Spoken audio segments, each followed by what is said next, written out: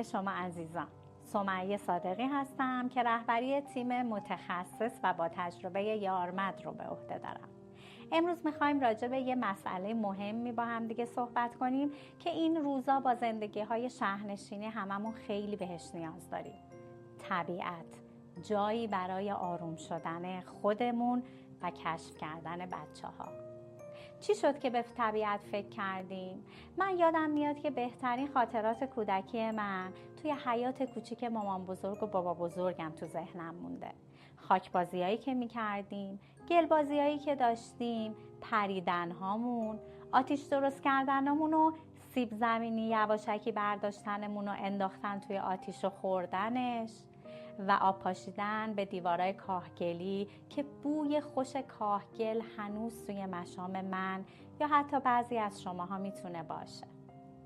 توی طبیعت گردی ما به چیزی که فکر میکنیم حال خوش کودک و مامانه. چند تا سوال ازتون دارم. شما آخرین باری که آب بازی کردین و خیلی بهتون حس و حال خوشی داد کی بود؟ کنار رودخونه یا توی حوض وسط حیاط مامان بزرگتون؟ آخرین باری که پا برهنه روی خاک یا شن کنار دریا راه رفتین و یادتون میاد؟ حس و حالتون چجوری بود؟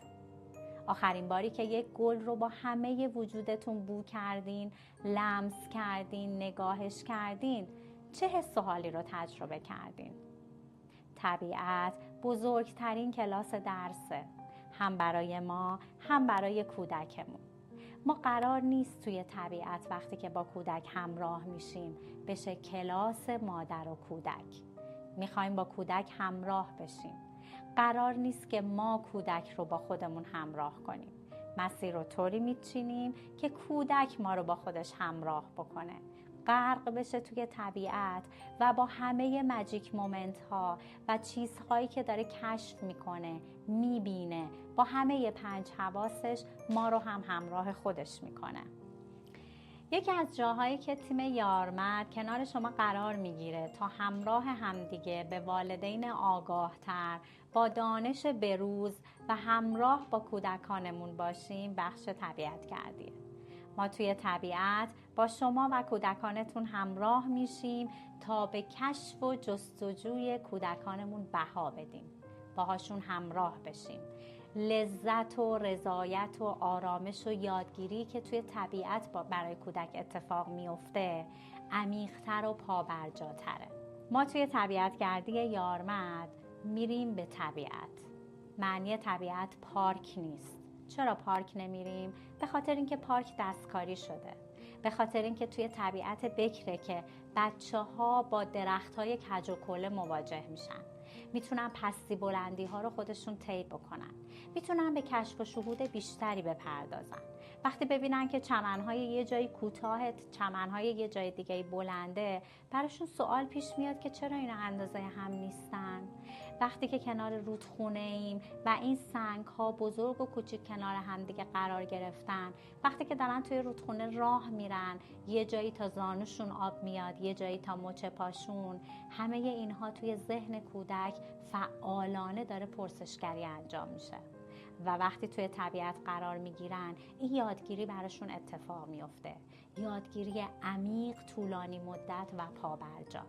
برای همین میگیم طبیعت بزرگترین کلاس درس میتونه باشه، چون بچه‌ها با 5 حواسشون دارن تعامل مناسب و بجا با طبیعت انجام میدن. میبینن، میشنون، بو میکنن، لمس میکنن و حتی گاهی میچشن.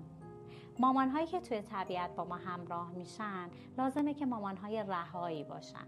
نترسن از اینکه اگر که کودک یه ذره خاک گذاشت روی زبونش چه اتفاقی میفته. درسته که ما همراه شماها هستیم و داریم محیط رو امن میکنیم و حواسمون هست به اون چیزی که کودک داره باهاش ارتباط برقرار میکنه. اما در کنارش لازمه شمای مامان هم کاملا رها بشین و خودتون و کودکتون رو بسپرین به طبیعت. طبیعت خودش خیلی از بچه ها مراقبت میکنه. ما هم کنارشون هستیم و حواسمون به خیلی چیزا هست. گفتم که ما کلاس مادر و کودک برگزار نمی کنیم. یعنی چی؟ یعنی همینطوری میریم توی طبیعت هرچه پیش آید خوش آید؟ نه، اینطوری هم نیست. ما توی طبیعت میریم با یه برنامه‌ریزی کلی، اما نه با چارچوب، نه با ابزار مصنوعی و غیر طبیعی.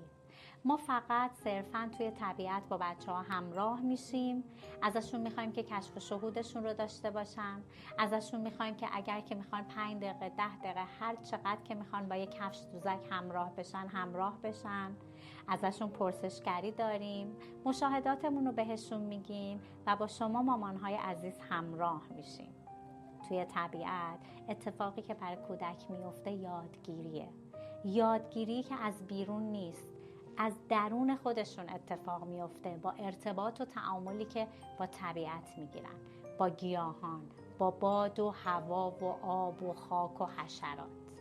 این ما هستیم که لازم کنار کودکان باشیم تا بتونیم همراهی درست و مناسبی رو باهاشون داشته باشیم. شما چطور مامانی هستی؟ دوست داری توی طبیعت گردی همراه ما باشی؟ اگه مامان رهایی هستی و یادگیری عمیق و لذت بخش کودکت برات مهمه، میتونی که فیلمای ما رو ببینی، فیلمای طبیعت گردی رو ببینی که چه اتفاقی داره توش میفته و اگه دوست داشتی و با روحیاتت متناسب بود با ما همراه بشی.